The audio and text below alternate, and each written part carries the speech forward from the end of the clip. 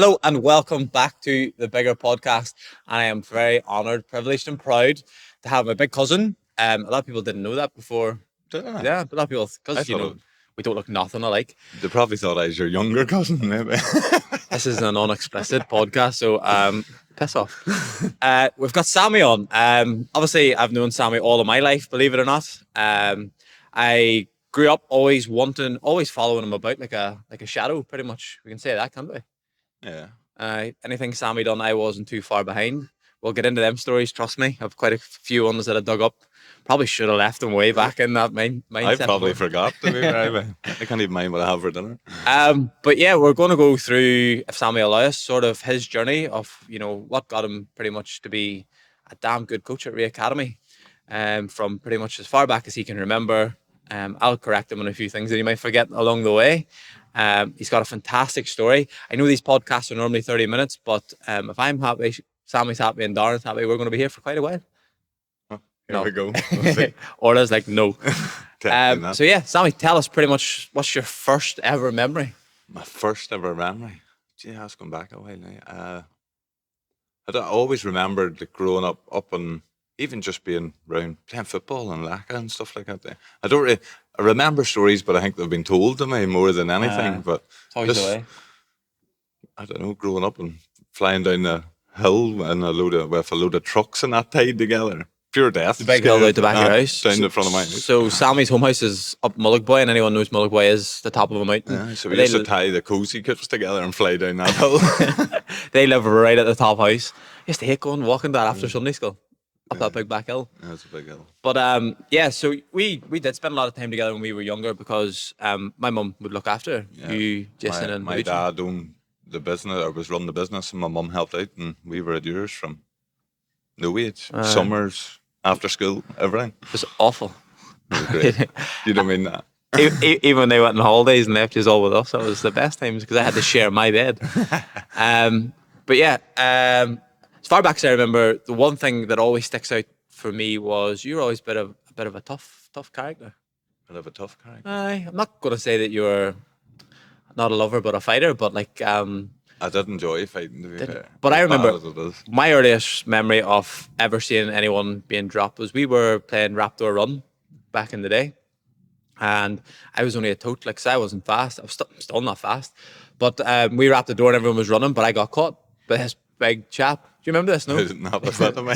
So this big chap caught me, put me up against the fence, and I think I was screaming, probably crying because I was only about 8, which would have made you about, what, 11? See, it got it out of me, he's older. About 11, and I just remember this fist coming in from nowhere. I clocked him, and I don't even remember that. That was bad. Nothing, he As I didn't- say, to be fair, I don't remember things like that there, going But- back. and then I got away scot-free, which was probably the highlight of that whole thing. I definitely had no fear. I've always had no fear. I think that's sort of whenever I started looking up to you not because you were always taller, but like because you'd never had that fear. Whereas I was always one of those people that overthought everything, risk over everything, which I still am, especially when we're planning events. You're mad to, take a stretcher down the wrong side of a hill, and I'm like, no, let's not do that. Let's do it. I've done it before and it works. So I would be more of the person who worries too much about risk, but it happens. Yeah. That's what makes everything a good team in here. That's it. You keep me grounded. Keep me grounded. I will grind you. But then you're always ahead of me, especially I always knew this in school. You were always a couple of years ahead of me, which meant every time I was joining an establishment, you were leaving it. I just seen the Whether you were miss. being suspended or whatever it was for. You're not going to let these come up, are you? You're not going to let me I drag was these up. suspended. What? I was suspended. Wasn't I? Tell us why you got suspended from the high school. Well, everybody knows, like, you come the end of your kind of time in school, you would play pranks and stuff like that there. So Never did it in my time. we'd, me and a couple of other lads then decided we would hide fish heads around the school. And Fish heads? We got away with the first one, but got caught the second time coming in with the next bag. So kicked those things. So I got pushed out about the last 2 months. So ended up having to be taken in by my mum to do my exams. So I wasn't allowed to be in the school by myself. But no, I was a wee bit of a prankster. I always felt like I was always missing out. The second time it happened was, I know we're going to go back to about you joining the army and stuff like that because we love talking about that stuff because it's an experience we had. We like to share it with everybody else. But whenever I joined the regiment you were in, you decided to piss off and go to another regiment, so I missed you again. It just seemed to work, didn't it? I don't know if you ever noticed, or was it just me? No, definitely no, it did. I don't know. You know me, I don't like to sit in one place too long. Let me get going. You're not leaving here. But so you worked a few jobs before you decided you were trying to get into the army for a while, weren't you? It wasn't I was trying to get in. I wanted to leave from school, and my mum and dad were like, "No, try get a trade type thing." I don't know where I was. They didn't think it would last, or just I don't know. They didn't think it was for me, so they wouldn't let me sign it, or they didn't sign the paperwork because at 16 you had to sign the paperwork, and then basically went off. I left school then, started doing electrician, and that didn't really like it. But then the recession started coming, so I was out of work for it. And I went back. I was working for my dad, and then I was doing a bit of welding, and all the work seemed to be drying up. Coming in 2007, the recession was coming. 2007. And I was 18, and I was like, right, I can do this by myself. So went online and sent it away, and away I went. Just applied online then to join the army. Because it sort of came out of the blue. Because I know I talked about it for a long time. I didn't make it vocally a big thing. 'Cause, you were. I can't remember. Was it Darren? You were down. He had a lovely wee Mark 4 Golf. I worked in auto care at the time. That's right. And he pulled. That was the first time I heard you were going, and I was like, "Hold on a minute, not a chance." You were playing rugby and all that time, weren't you? No, And you were really I into was it, doing so- everything. Like even down, like I had the job and I enjoyed it down.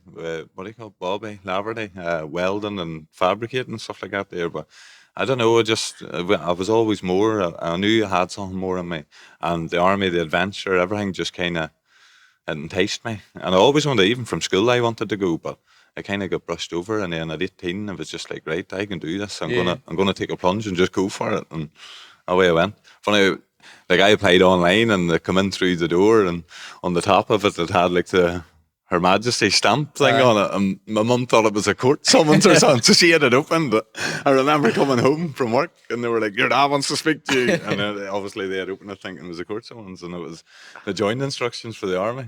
And but sat down and talked, and then they were like, "Right, well, you're 18, you're old enough to make your own decision." And away I went from that. Then.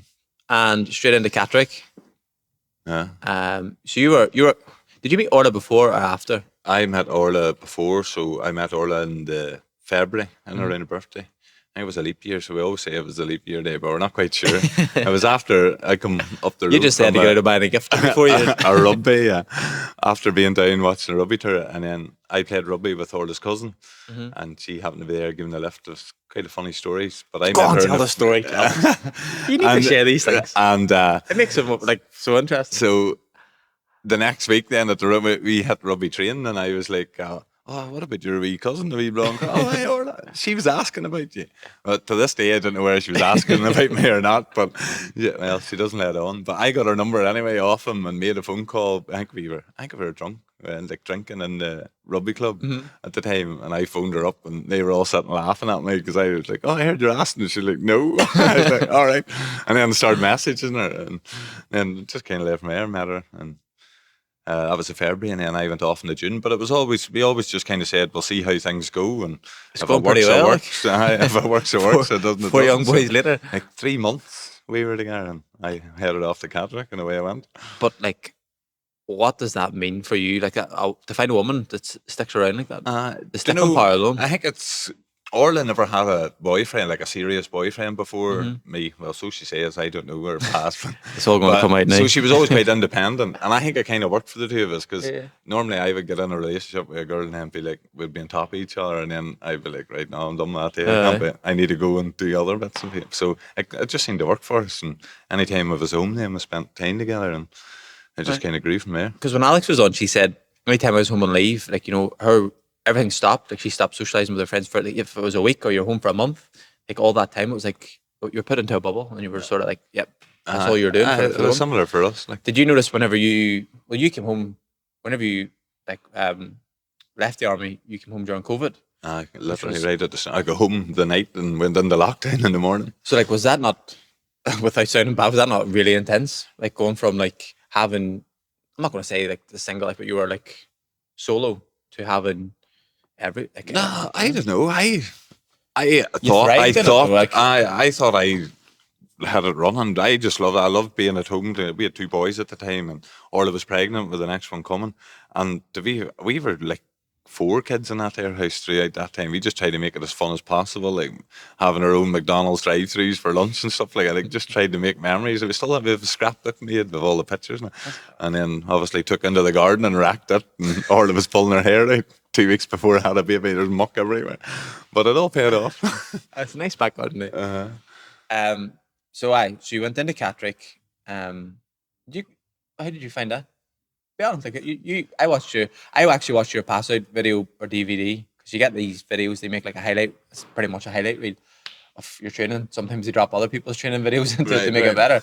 I remember watching yours. I must have watched it about, I'm not going to lie, at least 10 times before I was like, right, I don't even know where that DVD's at. So if you have one, I probably have it. I don't have my own, but I'm sure yours is lying about somewhere. But I watched it maybe a good 10 times, watching you come up leading the pack and the tabs and stuff and all. I was like, well, aye, let's do it. See, that was like I put my mind on anything. Like even now, still, I go all in. Like I am literally like, right, I'm doing this. I'm going to be the best at that there, and that's the kind of mentality I don't know. I kind of go at, and it was like whenever I got there. To be fair, I was probably one of the fitter ones there that started, because I remember we had a platoon sergeant. He's dead now.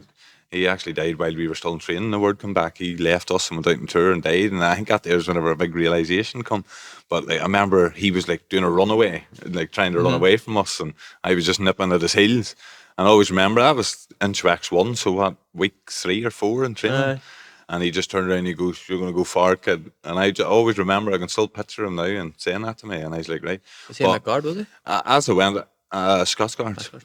And as I went on, I don't know, the lads obviously got fitter, but I had put in a hell of a lot of training, and I think not that I got unfit, they just got fit around me, so I ended up like drifting, not into but more into the middle of the pack, but I still had a good base of fitness. Whereas mine was the opposite. I went and I was ridiculously unfit, and I thought going, oh God, this is, how hard could this be? You know, I can run the length of myself. Completely different, you know yourself. Like your first week maybe is in trainers, and then after that you're in boots and everything.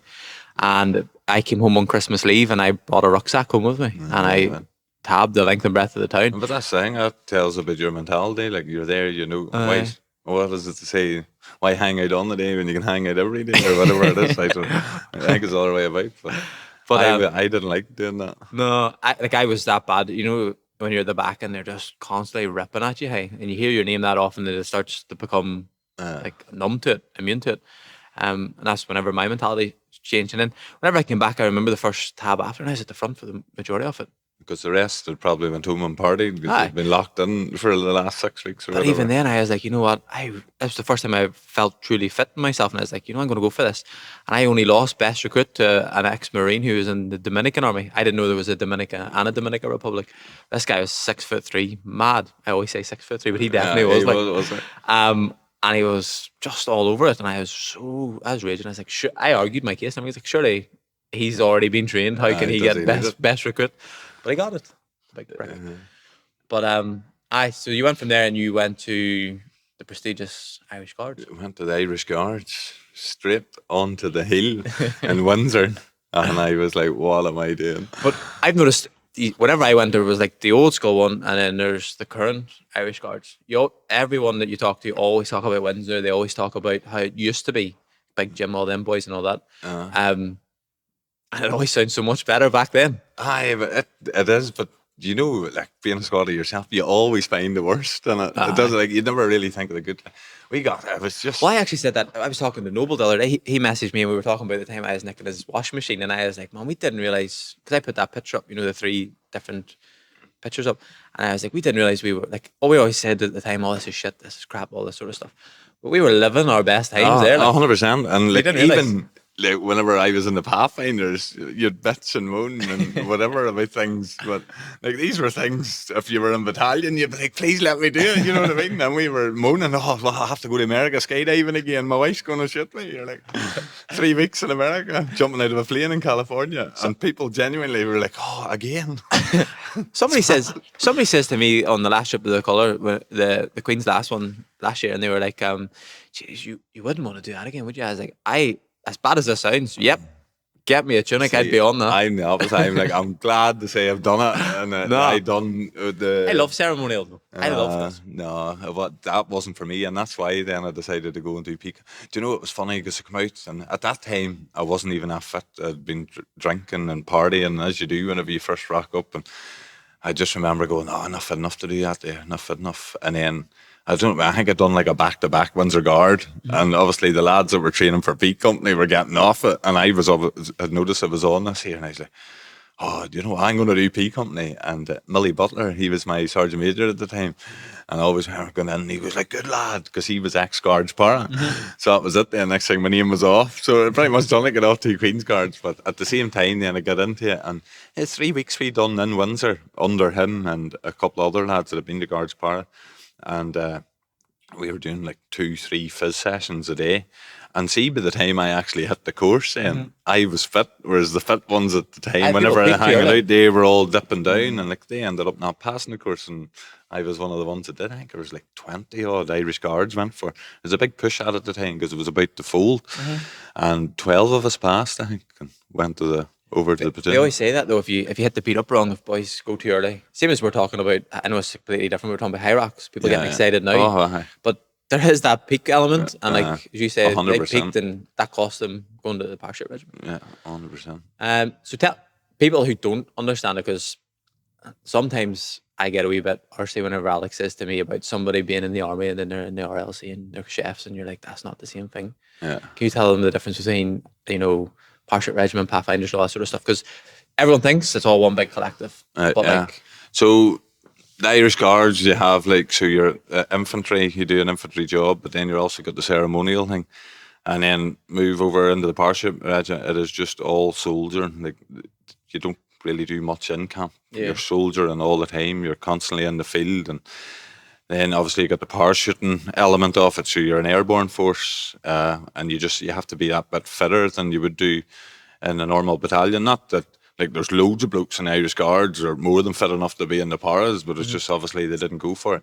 And the mindset, I would say, is a lot more different. It's more of a brotherhood in the parachute regiment there would be in the Irish Guards, a wee bit more split. Whereas like if you're a para, 1 para, 2 para, 3 para, you're a para, and that's it. And I kind of fell in love with that there whenever I went over. But it is. but that's through hardship. We always talk about it. Yeah, Always talk about exactly, it because done the you've same all thing. done one combined course, and you know that everyone had to do blood, sweat, and tears to get through it. That B true, company, though. that's it. Yeah. And then so while I was there, then I kind of heard about the Pathfinders. They were the BRF at the time. Whenever I was in Afghanistan, Explain what that is, because So they were the brigade reconnaissance. I can't even say it. Reconnaissance Recce force. So they were basically for the whole brigade, which is like a massive outfit where you've got all those like chefs and everything, basically Everything. dentists, right down to a dentist under it, and it was their job then to push out beyond into like no man's land, basically where like nobody had been, and I was like, right. So obviously I get sent back to the Irish Guards. It was like, what am I doing? But that at was first, that was a real downer for you, wasn't it? Like, oh, massively. Like I went in the hole. I would say I drank. I think I was there 9 months, 8 months. I would say I was drunk. Honestly, I you'd was. done all this before I joined, because I still 2011. I went back I November didn't go to 2011, I didn't go to 13. and then so I had like 2012. But honestly, I really. When were you in Afghan? Were you in Afghan before you went back to the Irish Guards that time? Yeah, I was 2010. Talk us through that. So And that was an experience for you. it was I've an heard stories experience. back, and I'm going to share them with you. The ones that I've heard from like Stevie and stuff, that I was like, I sounds right. Because in the Irish Guards, Sammy's one of two things. To the seniors, you're like Voldemort. You never talk about you, Yeah. because you were drama. But then to all the lower ranks like us, you are like this absolute legend of a man. Like there's stories go around, and I can only tell you some of them that I've heard. The one where you went up, what did you call the big hill? What's it called? The massive hill you do for P Company. The Ella or a travelator. The Travelator. Apparently you Land and odd. landed one of the, but apparently there was a log race, and you know how many people's normally on a log? I don't know. 7. One at the front. So I think it's like 7 people normally on a log, but apparently Sammy carried the log up on the front man, and he turned around and realised there was nobody else on the log. No, it definitely didn't happen. This is stuff that just definitely happens. didn't happen. A few other stories that I probably can't say because this is non-explicit. But No, but that all come down to it. Like, I was not a camp soldier. Like, uh, put me in the field and I was soldiering and I was all over it because and I you was hear doing what I loved. you hear all these other stories. It's like 24-hour exercises. Everyone goes out with all their kit and all this Gucci stuff and all, and you just landed out, sat down. This is when they knew you were a great soldier. You pulled out 2 liters of like soup in a big container one time on Stag and was like, "Does anybody want some?" Yeah, there you go. Apparently so. Yeah. Don't even remember that either. Because I was just sitting and clipping. Somebody was telling me a story, and I was like, oh. Yeah.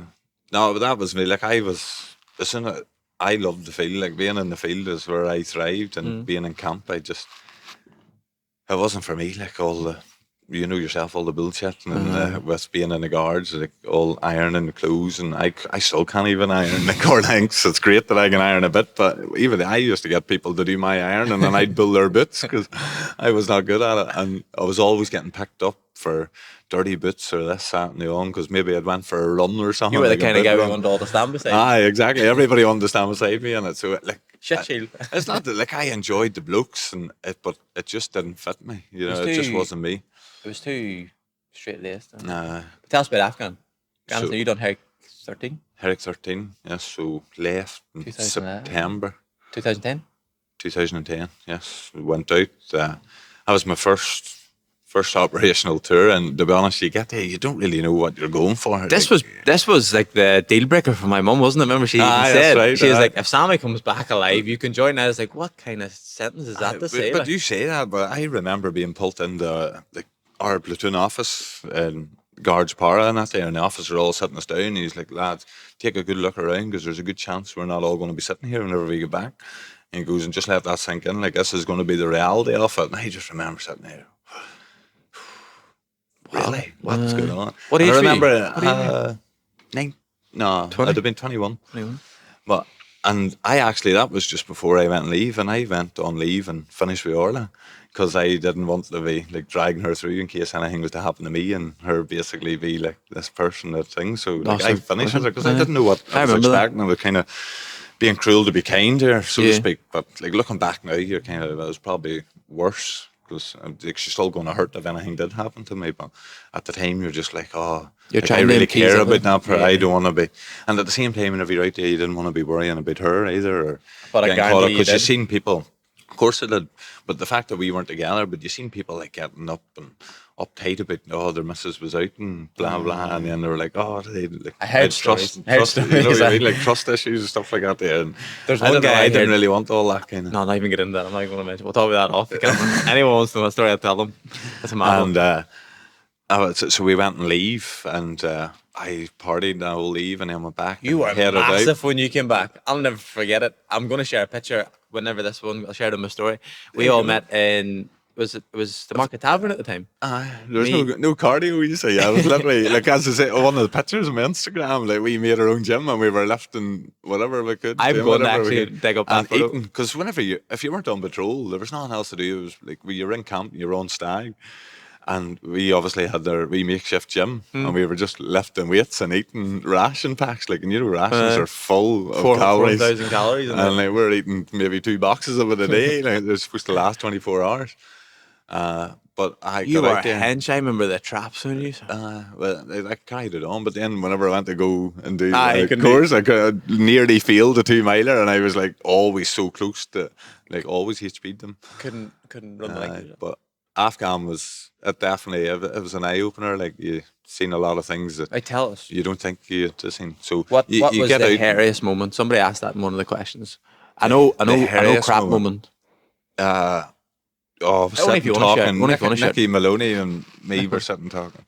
Yeah, there's a couple. You know, there's that one, and then there's the one with Stevie. It was on a crap, because anything could have happened at that point. But me and Nicky Maloney were kind of talking, and I think he was going on R&R, and we're like, "Oh, what are you going to get up to?" And literally, like a bullet come between the two of us and hit off a thing, and an R1 just hit off the top of his head. And you were like, phew.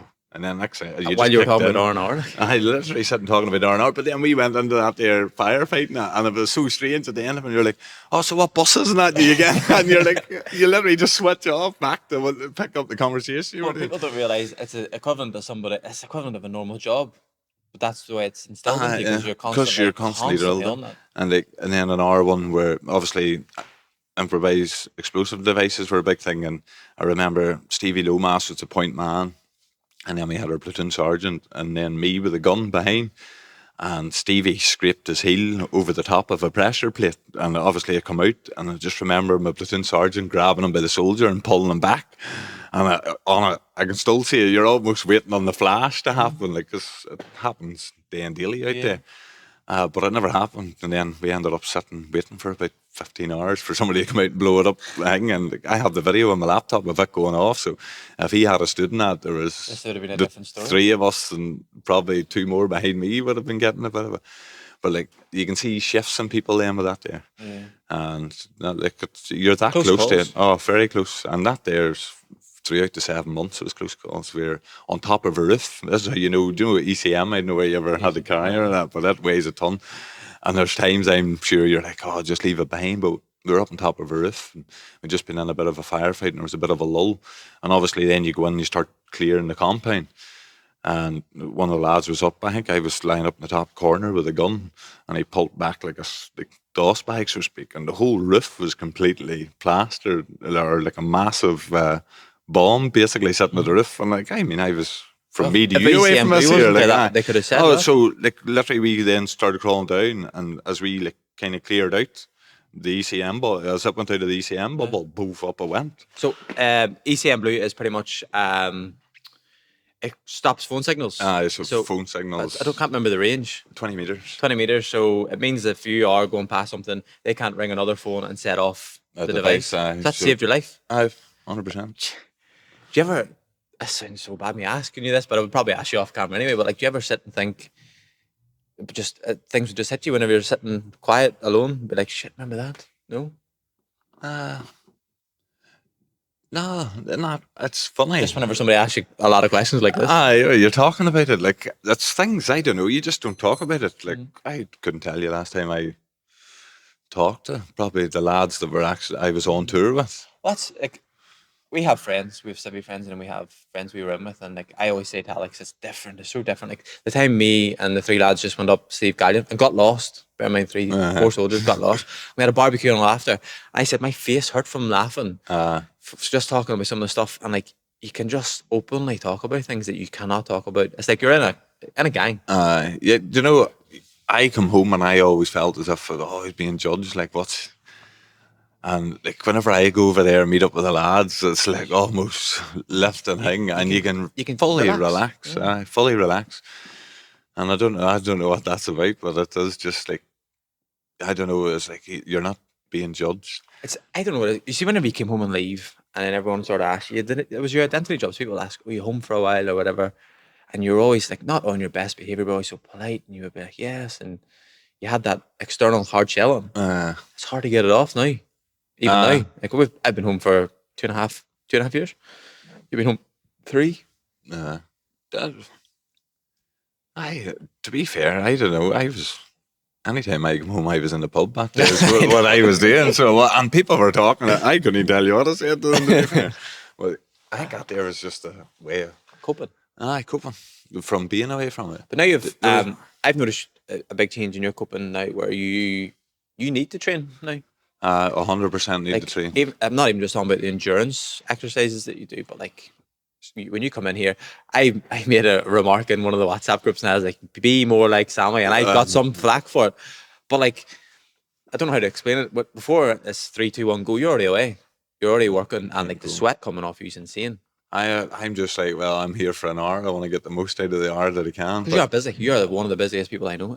It's down to having 4 lovely sons that 4 kids and break everything. And another job. but that's the thing, especially like with this. I'm new to this industry. Like, well, relatively new. Well, I'm new to it, and I'm still learning. And luckily, like them early mornings and that, they're coming in and assisting Stu. And learning off him, just whenever he speaks, like I am hanging off every word he says and stuff. And like that there's where you're gaining your experience. So I want to be in here in them early mornings, and then like I'm back and fit to help get the kids out to school, and then get out and clean windows in between it. And I'm just like, well, if I can put in the hard things and gain as much experience off as him, like obviously we got the extension coming and that, and it is just like right. Well, there's an exclusive. They come out in the last 120, you can say it.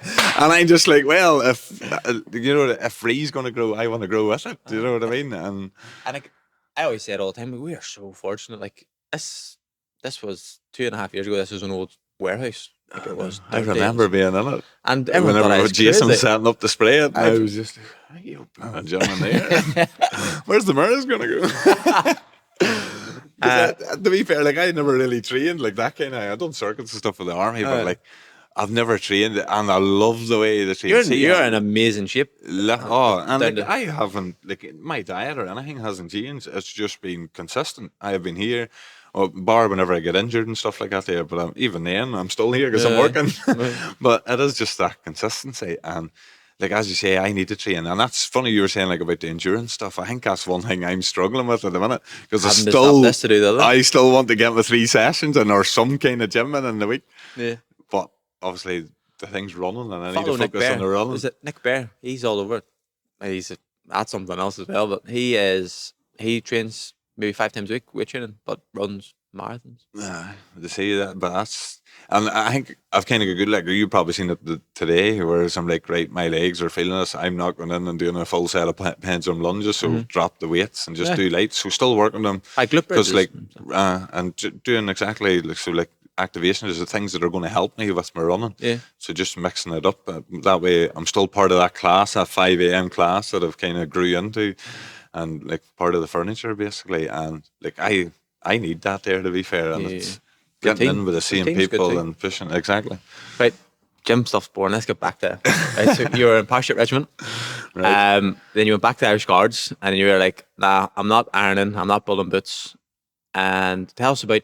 It's quite a cool story about how you ended up going Pathfinders because you were told no, pretty much, weren't you? Yeah, They were like, "No, you're not doing it." absolutely and you not. just went and did it. 'Cause I was in the anti-tanks at the time, and like anti-salads are called. So you can imagine what it was like. Like I was the fittest bloke in the platoon, and so it was like get that man in every course going. So they wanted me going deck commanders, and I was. So I think I said, yeah, I go on deck commander, so it was kind of booked on, and then I was like, I don't want to be here, and then the realization kicked in, and it wasn't even that there. I would genuinely say I was borderline. Me and Orla were going to finish with the drinking I was doing. Like I was just forgetting everything, going on the drink, and I was like, right. I had one of them epiphany moments, and I was just like, oh, I need to sort my life out. And I remember being in. It was actually Stephen Pemberton, Pembo, and he was going for the Pathfinders, and I was like, "Oh, right, what was that?" And kind of he had said to me and stuff and that there, like, or what the course involved. I knew what they were, but I didn't know what the course involved. And I was in D McKay's room, and there was like he had lifted a pamphlet, and I was for the joint instructions. And I was like, "Oh, are you going to do it?" And he's like, "No." I was like, "Do you mind if I take these?" And he's like, "Crack on." So I kind of took him, and I went in and asked, "Oh, can I go on this selection course?" They're like, "No, you're on deck commanders." And I was like, And that's the way they are. Like if you're doing this, that's what you're doing. It's not what you want to do. It's what we but want then you I to do. ended up like trying to fight it, and I went in then with the OC and everything, and he was just like sitting down, oh, and they're telling you like this is going to be your career. You're going to do deck commanders and this and take over that. And They that. would tell you that. No, and I was like, I don't want that. I want remember, this. I remember going in. They were like, "You're going on a promotion course." I was like, "I'm not." And they were like, "You're going on a promotion course." I was like, "I promise you, I'm not doing it." And he set me down, and I took myself off the CFT, and then I got punished. And then he tried to send me again. I was like, "I'm not doing it. I don't want to do that it." was it. They tried to tell you, oh, this is you. This is And what I this was is like, what we no. want for you. But I was very lucky. There was an officer, I'll not name him, just like he could get out anyway. But he was in the middle of getting out. But I had a motorbike, and he had a motorbike, and we had went out for rides the weekend and all. And we were sitting, and I was kind of chatting with him and telling him like the crack. I was like, "Oh, they're not signing it. They can't get on." And he was like, "Bring it to me. I'll sign it." So I went over, and I think he was getting out the army. Kind of, we were about to go on the leave, and then he was gone anyway. Yeah. So he signed all my paperwork. So that was technically just still lucky. in. No, it wasn't luck. Luckily, I was a biker. Still. I was lucky he was getting out. Aye, lucky. Aye, exactly. So he signed the paperwork, and I was supposed to go and leave, and then. Leaves like holidays. I was supposed to go and leave holidays, and then come back and go on deck commander. So I was taking my holidays at a different time to everybody else. The Olympics was actually going on at the time, so I was off the Olympics because I wasn't too far behind, you know. Then because I was going on this deck commanders course, and I. So obviously didn't go on it. Well, instead of going on leave, so that's the only leave I was getting. So if I had to come off PF, I wasn't getting home to see Orla in the summer. But basically, I went on my holidays, and a week into my 3 weeks that I had off, on on the Saturday I had to be down in Wales, so I went down to Wales on PF selection, and then obviously you've got the 2 weeks that you have, which are all the speed marches and the hills phase and stuff like that there. And I always remember I finished endurance and passed endurance on the finished late Sunday night. And on the Monday morning, my phone actually, because you get a lie in, it's like the first lie in you've had, and you don't get much sleep on it. And bearing in mind, I'd just been walking over mountains for 24 hours. My phone went off at, I think I was to be on the course at 9 o'clock or something on that Monday morning. So my phone went off at 9:30, and it was my, what do you call it, platoon commander. He was like, "Why are you not in that course?" So I was like, "Oh, I'm on PF selection." And he was like, "I don't." Obviously, went off, and I was like, "Well, it's done now." And like, that was it. So I think that's why, like, I put it in a few posts and that, but that was my why. I was like, right, I've burnt bridges. Like, if I go back, I am in The doghouse. I'm in the doghouse. So You'll be on guard for quite some time. But luckily, it was fit to pass and go back. Like, I remember actually coming back. I need to get something signed in the training line, and I was hobbling. It was actually that same day, and I had to go see him. But I was hobbling across the drill square to go over and get it signed by one of the training sergeants in Aldershot. In Aldershot. And my company lines were all over to the left. And I remember somebody shouting out the window, "What's happened? Have we come off? I knew you would." And I was like, "No, I just need paperwork signed so I can go in the Rangers." And it was just a big middle finger up to them, you know what I mean? Because I had a friend, and he was in the kind of HQ element, and he was obviously messaging me. He's like, "They all think you're going to fail. They think you haven't a chance." And I was like, right. And that was the fire within me. I was like, "Oh, do they not?" I was That's like, the best fire. I said, "They don't think I don't have a chance," because the last year we've been sat in camp, and he's been trying to get me to set up an Avex in a place that we go running every day. And I'm like, "Well, what's the point? Let me take them here and do it here, because then they're actually going to achieve something." And that's the kind of thing you're fighting. And that's why I knew I didn't want to be, like, it wasn't for me, because I just wanted to soldier and bring the lads under me and make them a better soldier as well. You ended up turning into a proper legend in the battalion, though. Like, it made my life easier. That was the second ever person to pass PF from the Irish Guards.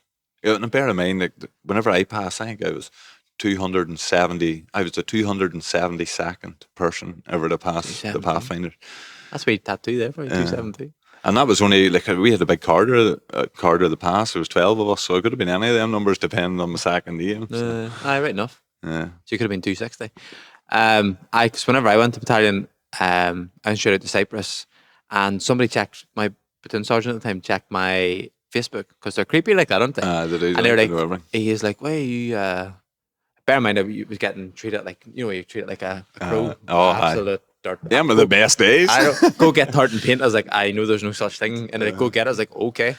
I used to get, here's a tenner. I want like 24, what do you call it? A crate of Stella or whatever, or 24 Stella and 20 cigarettes, and I want change. You know, like, that's only £10. But you had to go get it. And like, that's one thing I never done, because I carried that all the way through. I was like, if things I get treated by and I didn't like, I didn't do to somebody else.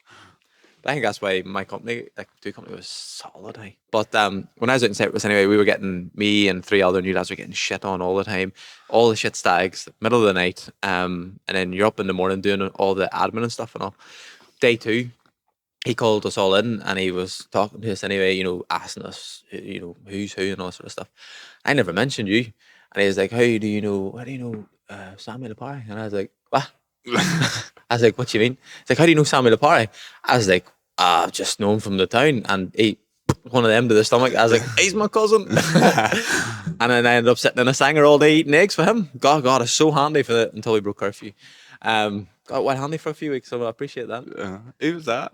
I'll tell you after. Not that he's going to listen, Smudge. Good. While dead on. So Pathfinders, you done that for a long. You were like one of the longest serving at this stage. So it's like a 3-year kind of posting, but obviously if you're there, like I was lucky. I got there. I think I went as a Lance Corporal, and then actually got bussed back to a private for my antics of going in PF selection for like being disorderly. from being naughty basically, and had to go back and get bus. So I had all the time in the world. It's normally once you start getting into the higher ranks, then obviously the funnel gets tighter and there's less spaces for them. So 8 years I done. 8 years. 8 years in the Pathfinders, but What a a lot of the hell of a lads like life. I passed by, they went on and obviously went to better things and the special forces and stuff like that. But Were you ever tempted? oh, it was a massive thing for me. But it was A kind lot of of people back in the time were saying, you know, why doesn't he go on and just go 2-2, go SAS?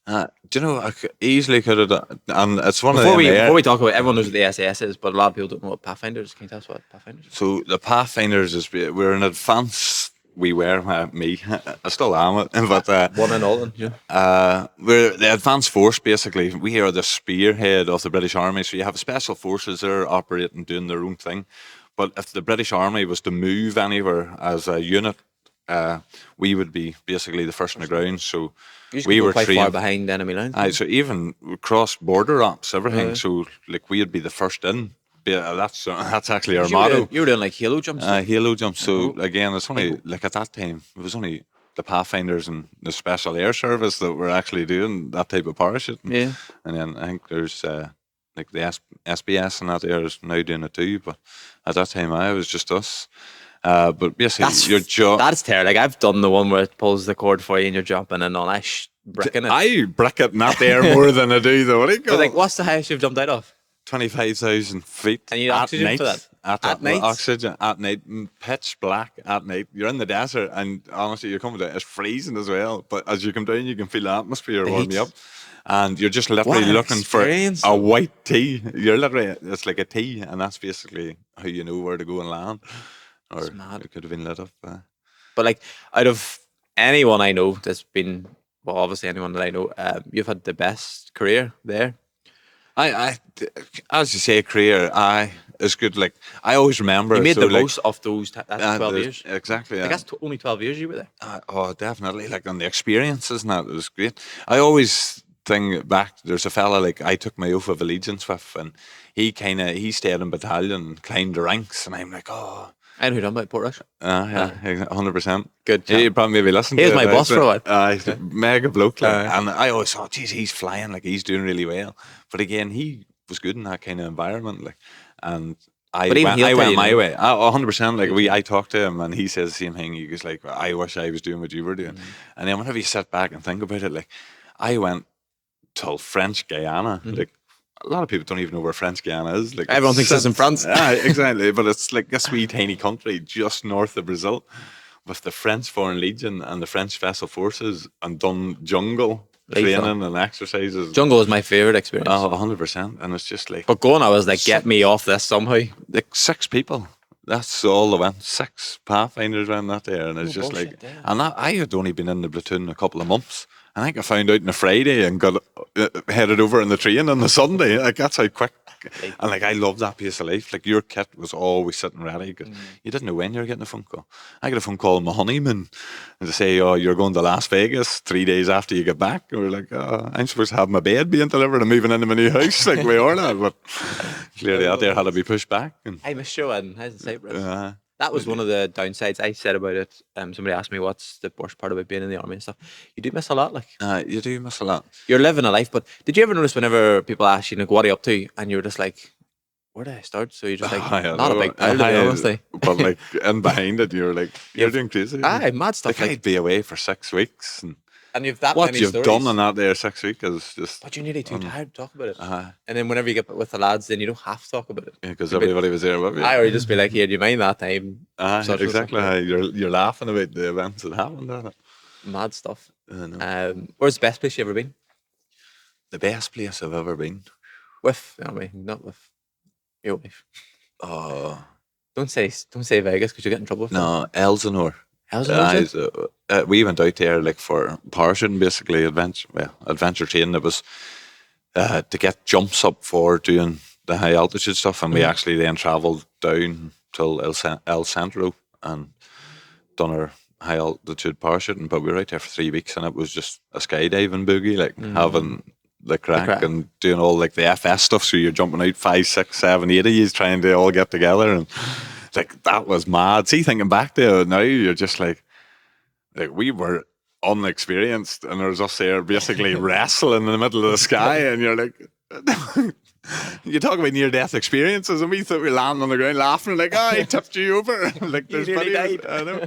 You're just laughing about it, but I think that those are like my favorite one was whenever R&R's unreal. Like they leave you actually leave you alone for a few days. We went to San Pedro. Have you ever heard of it? No. no. It's just literally an island, and there's no cars on it. It's all golf carts. And the one rule they said to us was nobody's allowed in a golf cart. So what's the first thing that happens? Everybody wants to get Everyone in on the a golf golf cart. But there was one guy, Jimmy Walsh. He died too. But he come round the corner, and we were like, "No, lads, let's just play it by the rules. Not piss him off. If you don't piss him off, I'll not piss us off." He come round the corner the first night, and there's only 3 wheels left in this thing, and we were like, Oh, no. "Oh my goodness!" And their man was like, "Right, thousand Belizean dollars, which is 500 American dollars. We'll forget about it." He paid it up, no qualms, or whatever. Next day, they found out he was a British soldier. They wanted like 8 No, times I the money. double it. So Of course we they all did. do up, right? We was like, get that Yeah. paid. But Oh. madness, there is some of the best memories. Did you know, and that's the thing, I was terrible. Like, so many lads now you see have got out and they're putting pictures of this, that, and they're like, as I said to you, I kept no photos. That's what I said. I was I like, know. I have GoPros, I have cameras coming out of my, but I have barely anything from when I'm in. I was so And like the time, you see But the odd upset, person putting it up, though. and I was like, I think that there's the biggest thing. Like, even sharing some of the stuff on social media, it took me a wee while before I would actually put it on, because, like, especially in the Pathfinders, it was that secretive. You weren't even on social media. Aye, it was Like, too. I left my social media, and me and Orla have a joint one, and that was like, I had it, but it wasn't really me. It was her type thing, just to keep in touch with the lads back home.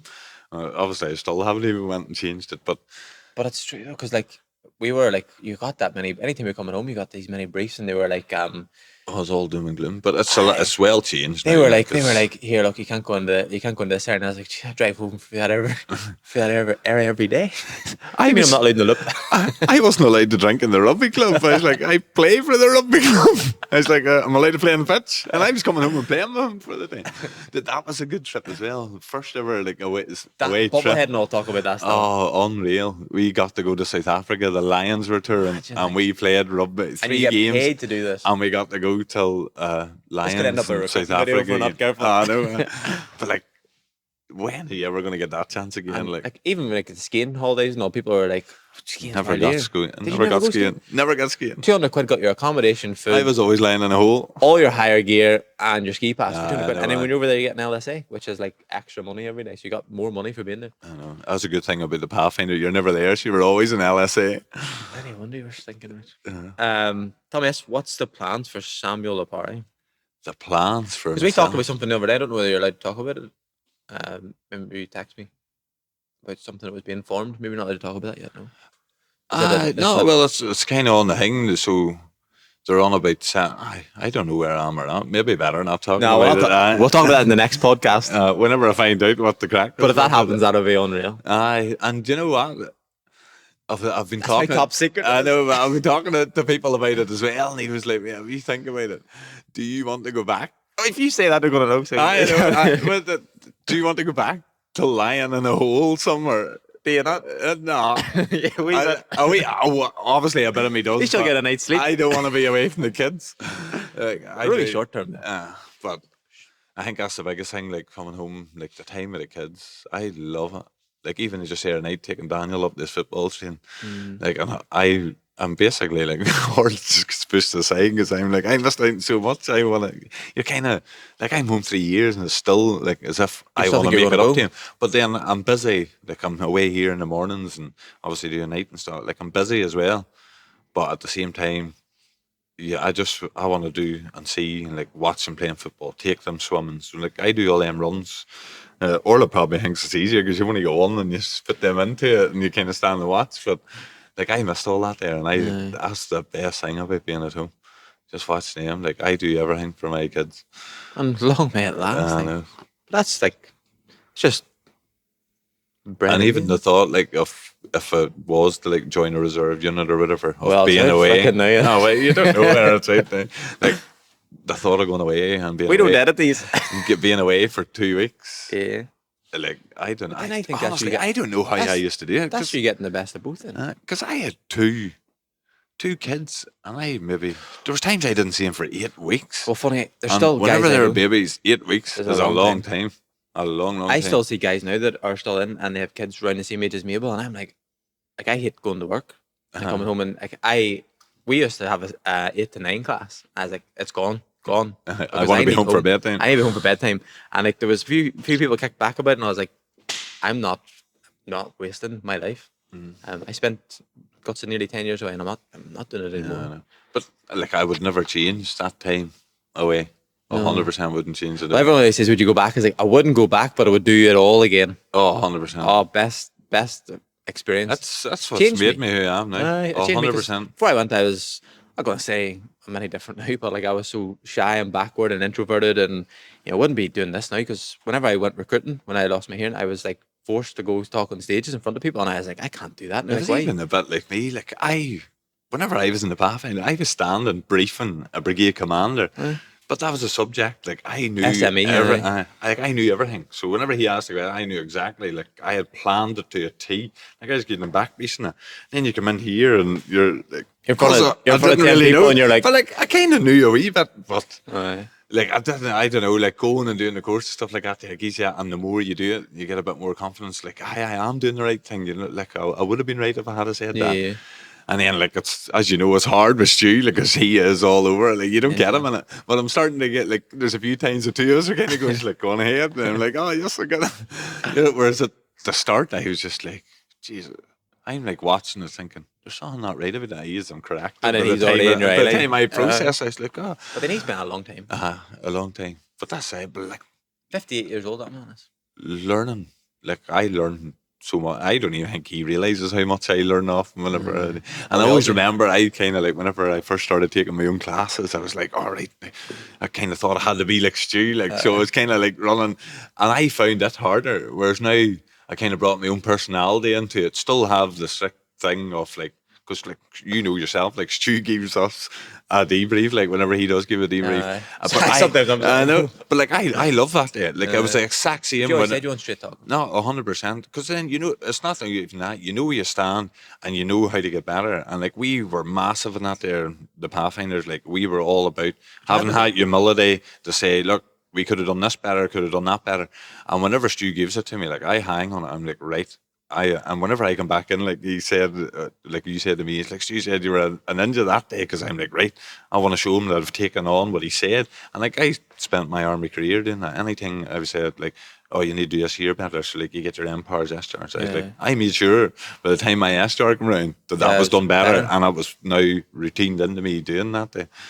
But it is like it's full on in the gym. Like, I didn't realize just how full on it is, and like, my whole mindset's changed. Whereas, like, I kind of done it in the army, but I am like researching and Looking stuff reading up. books and listening to this and doing that because I just want to know. Since that class this morning, whenever I was talking about the squats and all, I've sat on my phone all day going through why is this happening? Why are people not getting the depth? And you're always learning. But I think sometimes I get really like taken aback because whenever Stu came on full time and stuff, I was like, sure, you're not going to say gym manager, but like anything happens in the gym, from programming to organizing who's working and all that sort of stuff. You're in charge of that. I will be in charge of everything else. So all the admin, making sure people are getting their in bodies, making sure if people aren't there, we're catching up with them, sorting out memberships, getting people through the door. And it's worked massively for us because like we're sitting well above where I ever expected. But then he'll come to me and he'll be like, give me a bit of feedback. And I'm like, what do you mean? Oh, I know. And he's like, give me a bit of Like, feedback. that's what he always says this too. Eh? I'm like, how do you give you I'm feedback? like, what you mean? He's like, well, how's the classes going? I was like, you tell me. I was like, I just come and watch and all. Like, anytime I'm in classes and somebody's like, what's next? I'm like, what are you asking me for? Why are you not listening? Because like, I just like, as you say, sometimes you just end up watching him because it's. And see, whenever he is firing and all things, like, I could just sit in the corner and be like, this is class. Sometimes I toy with him and I see how loud I can get him and he'll be shouting and I'll just hit the wee differ on the volume up one, and then if he goes louder, I'll go again to the point where he is roaring and I'm like, the atmosphere just lifts. I think it's, well, I don't know, maybe he thinks differently, but I think we and him start, like, I heard you talking about like we kind of bounce off a wee bit, where I'm like kind of stepping in a wee bit more because it's like he tells you to, but it's hard to with him. You know what I mean? And I think I'm starting to do that wee thing, and like the more I build that there, the more I think I'm getting out of it as well because I'm kind of, and it's coming like it's graft because you're constantly thinking like you don't want to. you want to give the best to the members as well That's as why. obviously improve yourself. That's why we striving. Right. Any advice? That's the last question because I'm sure we're well over the 30 minutes, are we? It was going to happen. We knew it was going to happen. There you go. Any advice you would give 18-year-old Samuel Lapari about life? Life in general. It doesn't have to be about going to the army. It can be mindset. It can be just anything. What would you, if you were looking at 18-year-old Samuel right now, what would you say to him? I'm 18-year-old Samuel. I would probably say stop caring what other people think. I like that. Because like I use that as a driving force, and do you know what? It kind of like even I was saying about the PF, like people think I'm going to fail, and like I use that there as a driving force. Yeah, a wee bit of fire in that there, but like that tormented me. So if I messed up, I was like, oh, maybe they're right. You know, in the back of your head, maybe they're right.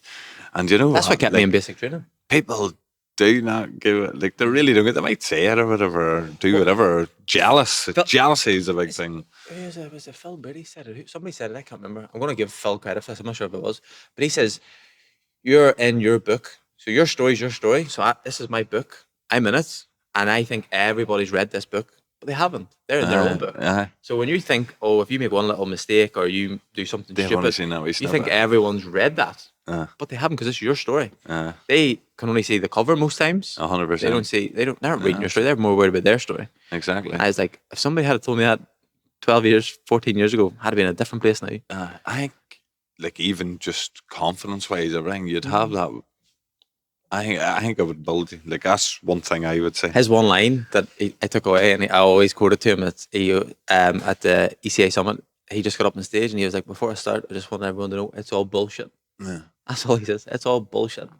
Do you know? This still isn't explicit because I said that. Happy days. One more thing I would say, and it's kind of like a thing that obviously I'm going for this endurance running that there in August, and nothing is out of reach for anybody. Would be another one. Like nothing is out of reach. Like the Pathfinders is a big achievement, like to do, and I was fit to put a training program into it. Like I done that all myself, not having a clue how to do it. Or like there's things now that I know that I would do differently. But it might not work. But it might not work, and like nothing is out of reach. If you want it enough, go and get it. If the want's there, you'll do it. If you have the one. Right. Thank you very much for listening to that whole one. Sammy's going to be back on again. I'm sure of it because like that's only the surface. Like we have. Do you know what? Like I've done the odd podcast before, and you don't get near as much. But again, thank you very much, Sammy. This is his wee thing. If you want to follow him, he's on Instagram and Facebook, but I probably prefer if you just added him on Instagram. This is mine. Yeah. Thank you. That's the standard of coaches we have here. We're all driven. We've all got stories to tell, and this is what this podcast is for. And we'll get him back. So thank you very much. Cheers. Thank you.